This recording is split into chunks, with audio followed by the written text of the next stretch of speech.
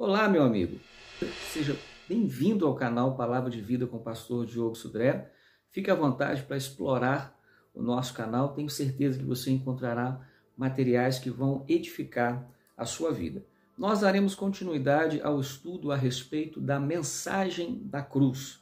E temos falado de alguns significados e hoje nós falaremos a respeito da anulação da dívida, com base em Colossenses capítulo 2, o versículo 14, que nos diz assim: havendo riscado o escrito de dívida que havia contra nós nas suas ordenanças, o qual nos era contrário, tirou-o do meio de nós, cravando na cruz. Esse escrito de dívida que é falado aqui, um termo talvez um pouco incomum nos nossos dias, porém naquele era muito mais familiarizado a falar a respeito dele, é um certificado de dívidas onde o devedor relacionava ali as suas dívidas. E o texto vai dizer que havia um escrito, um certificado de dívidas contra nós e que Jesus cravou esse certificado de dívidas na cruz, tendo antes primeiro riscado essa dívida. O riscado aqui, o sentido é de apagar, de forma que não se pudesse mais ver. Para nós compreendermos como essa dívida surgiu, como é que ela aconteceu, quem é responsável, para quem que ela passou, vamos voltar um pouquinho na criação e antes vamos levar com base este pensamento que eu vou compartilhar com você. Aquele que cria, ele tem a prerrogativa de definir as regras. Quando Deus criou os céus e a terra, ele sendo o criador, ele definiu as regras de como é que funcionaria. Deus, depois que tudo estava pronto, os céus e a terra, criou os peixes, os animais, as aves, as árvores, estava tudo em condições. Deus criou o homem e colocou ele no jardim do Éden para lavrar, para cuidar, para poder trabalhar. Deus deu a ele autoridade para ele poder dominar, condicionado a um pacto, uma aliança que Deus fez com o homem, uma aliança bilateral, aonde os envolvidos precisam cada um cumprir com a sua parte. Esta aliança ficou condicionada a uma obediência do homem, que está em Gênesis no capítulo 2, versículo 15, 16 e 17, que nos dizem assim: o Senhor Deus tomou o homem e o pôs no jardim do Éden para lavrar e guardar. Ordenou o Senhor Deus ao homem, dizendo: de toda árvore do jardim comerás livremente, mas da árvore do conhecimento do bem e do mal dela não comerás, pois no dia em que dela comerdes, certamente morrerás. Esta foi a condição de Deus colocada, um pacto estabelecido com o homem, e é justamente aqui que o homem ele vai desobedecer. Quando ele desobedece, o pacto é quebrado.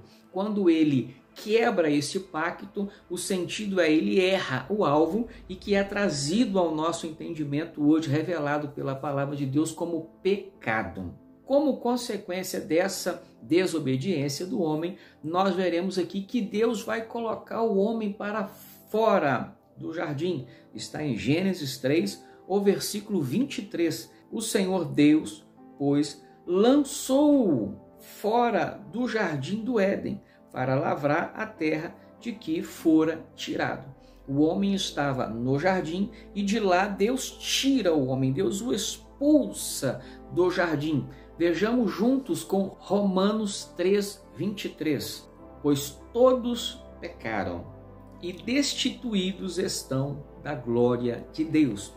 O sentido aqui de destituídos da glória de Deus foram tirados da presença de Deus. E tirados da presença, saímos da presença de Deus por causa deste pacto que foi quebrado. Essa aliança que foi quebrada com a desobediência do homem, ele é tirado do jardim. Porém, isso não vai ficar restrito a apenas o homem, porque a Bíblia vai dizer que este pecado, esta desobediência vai passar a todos os homens, conforme veremos em Romanos, no capítulo 5, o versículo de número 12, que nos diz assim: pelo que, como por um homem entrou o pecado no mundo, e pelo pecado a morte, assim também a morte passou a todos os homens, porque todos pecaram. O pecado de Adão, ele vai ser agora transferido a todos os homens. E a Bíblia também vai dizer qual é a recompensa do pecado, que está em Romanos 6, 23, que nos diz assim: pois o salário do pecado é a morte, mas o dom gratuito de Deus é a vida eterna, em Cristo Jesus, nosso Senhor. Então, como nós vimos no início, quando Deus coloca o homem no jardim, fica ali estabelecida uma aliança e Deus o avisa: se você desobedecer, você certamente morrerá. E aqui nós estamos vendo que o salário do pecado é a morte. Então o homem agora ele está destituído da presença de Deus, se torna um escravo do pecado e ele está sentenciado à morte, porque o salário do pecado é a morte. E como nós vimos aqui no texto que nós lemos, toda a humanidade esteve agora sentenciada à morte. E como sair dessa situação? Como resolver este problema? Como agora sair desta dívida? Aí nós vamos entender agora que vem o período do Antigo Testamento, vem agora a lei, vem as ordenanças que foram colocadas, vem Moisés, vem o Pentateuco. Nós vamos ver que a lei, o texto aqui vai estar falando a respeito da lei. A lei não tinha condições de absorver. A lei ela não trazia redenção, não trazia justificação, não trazia salvação. A lei apontava o pecado. A lei ela condenava, mas ela não absolvia. Como o homem então poderia sair dessa situação? Como esse escrito de dívida que só apontava a condenação poderia ser retirado? Vejamos alguns exemplos aqui de que a lei ela não justificava.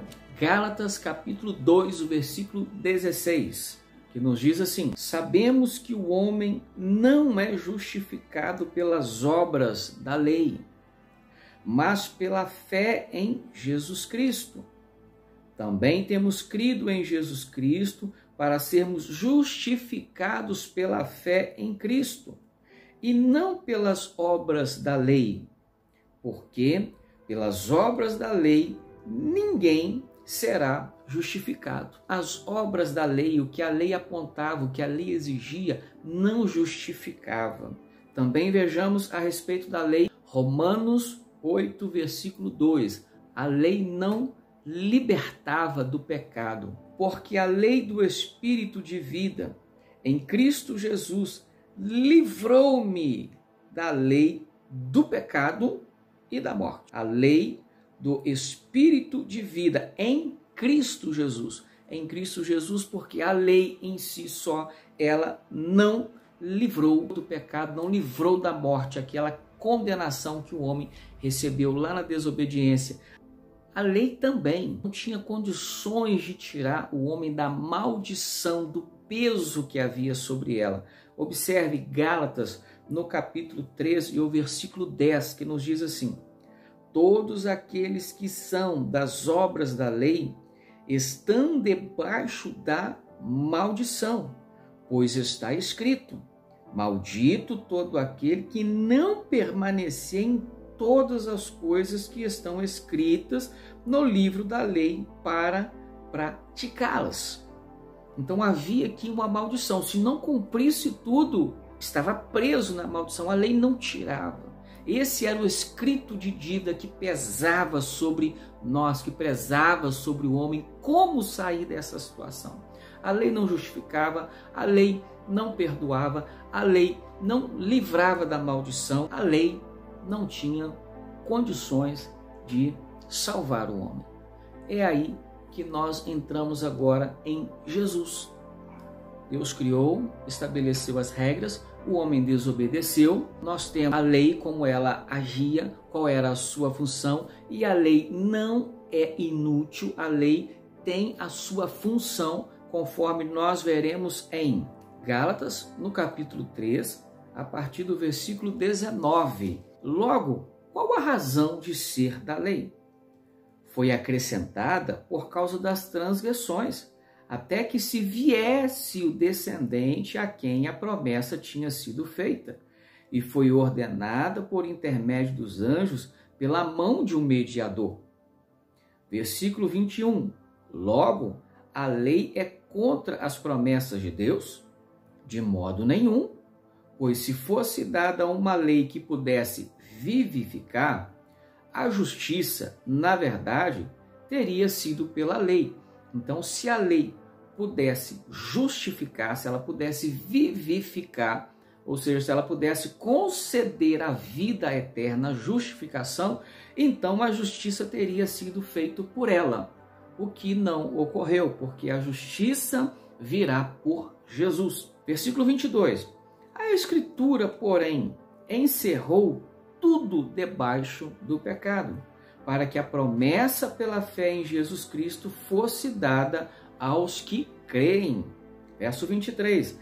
Antes, porém, que a fé viesse, estávamos sob custódia da lei, encerrados para aquela fé que havia de se manifestar, de maneira que a lei nos serviu de tutor. Então, qual foi a função da lei? Um tutor, um guia, tá?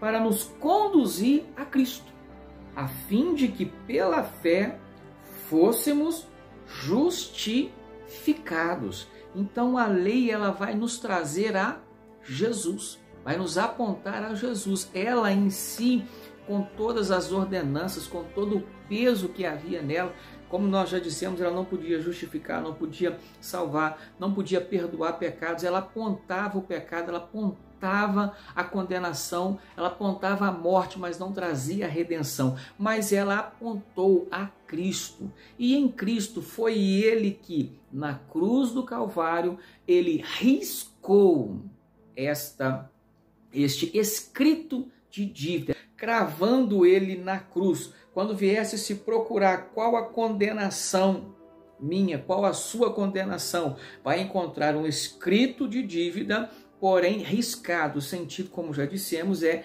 apagado de maneira que não se pode ver. Ele foi apagado e está cravado na cruz com o sacrifício de Jesus na cruz do Calvário. E na cruz do Calvário nós temos Jesus agora trazendo a obra de redenção. Ele sim é aquele que está lá em João 13, o versículo 16. Porque Deus amou o mundo de tal maneira que deu seu Filho unigênito para que todo aquele que nele crê não pereça, mas tenha a vida eterna. Então agora, com o escrito de dívida cravado na cruz, a resposta a quando se fizer: quem te justifica? Cadê a sua condenação? Quem te absolveu? Todos aqueles que estão em Cristo Jesus estão absolvidos, justificados pelo sangue de Jesus na cruz do Calvário. E nós veremos que Deus enviou Jesus para a salvação do mundo. 1 João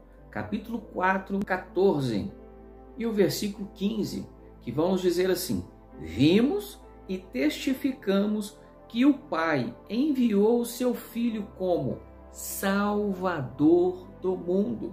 Todo aquele que confessar que Jesus é o Filho de Deus, Deus está nele e ele em Deus.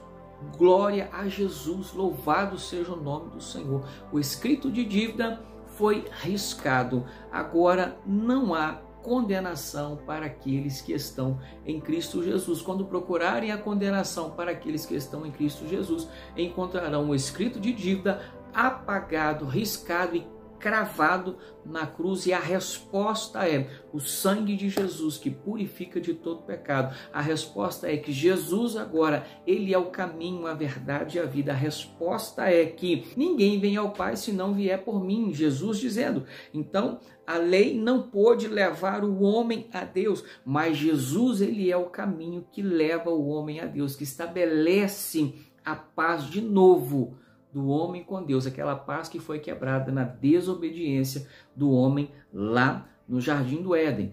E Jesus é aquele que perdoa pecados. Em 1 João, no capítulo 2, os versículos 1 e 2, que vai nos dizer assim: filhinhos meus, estas coisas vos escrevo para que não pequeis. Se porém alguém pecar, temos um advogado para com o Pai, que é Cristo Jesus, o justo. Ele é a propiciação pelos nossos pecados. E não somente pelos nossos, mas também pelos de todo o mundo. Agora nós temos, através de Jesus, crendo no seu sacrifício, a condição de nós podermos ter paz com Deus e voltar de novo à presença de Deus e através de Jesus nós alcançarmos a vida eterna. Então a cruz, ela é anulação de dívida. Nenhuma condenação há para os que estão em Cristo Jesus. Não somos mais escravos do pecado e não estamos condenados à morte, morte eterna. Todo aquele que está em Cristo Jesus, não há condenação. Glorifique a Deus por isso, porque não foi apenas uma morte, mas foi uma morte aonde mudou a história e trouxe resgate para mim e trouxe resgate para você. Que Deus abençoe a sua vida. Deus abençoe o seu crescimento, traga a edificação e ampliação do seu conhecimento para a honra e glória do nome do Senhor. Deus te abençoe no nome de Jesus. Amém.